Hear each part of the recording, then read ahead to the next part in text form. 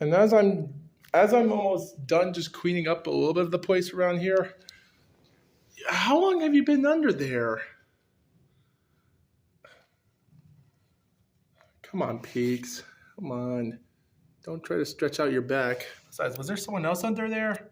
Yeah, there was someone else under there. Pooh, what are you doing?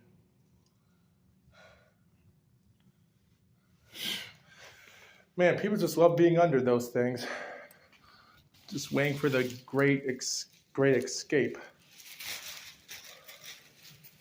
All right. These cats really are trying to plan to escape or something.